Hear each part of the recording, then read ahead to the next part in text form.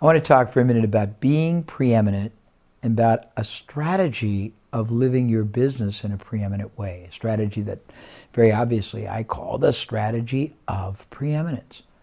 Of the many things I'm best known for in the work I've done in the last 30 years around the world for entrepreneurs and professionals in about every kind of field, the strategy of preeminence is one of which I'm probably most proud. Some of the things that I have developed that I think are still very powerful, and the first is really going to sound interesting. It's an ideology and a mindset.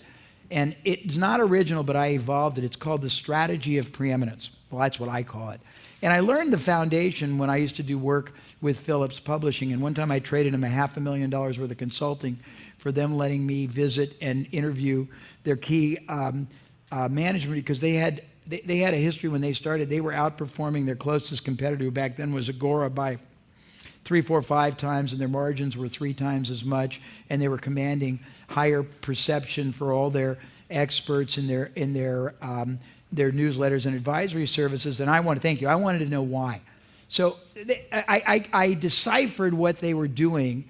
I integrated it, and I tried to evolve. And I came up with this concept called the strategy of preeminence. And anything that I talk about here, including like the letter we sent out to get all the experts to call us, I'll be glad to send you or have Brian send you the strategy of preeminence. I'm not a perfectionist. I've got some transcriptions of when I did it one time that I will be glad to send to you, and I got a video of it that's been edited. It's a little medicinalized, but anybody wants it. But the fundamental elements of it, and we use it for every client we work with and everybody I ever put through any training program.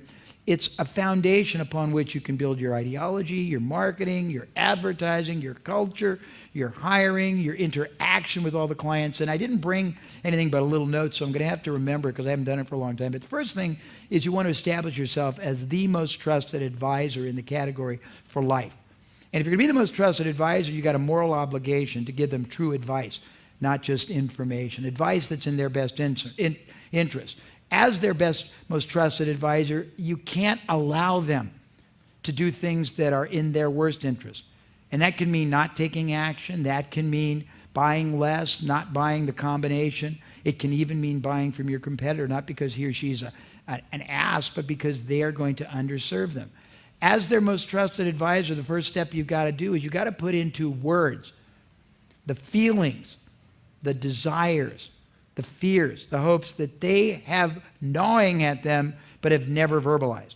And when you show them in words that you understand what they're feeling but they've never verbalized, it's liberating to them, and they immediately see you in an incredible connection with them as somebody who really gets them and somebody who can be their benefactor. The next thing, very critical,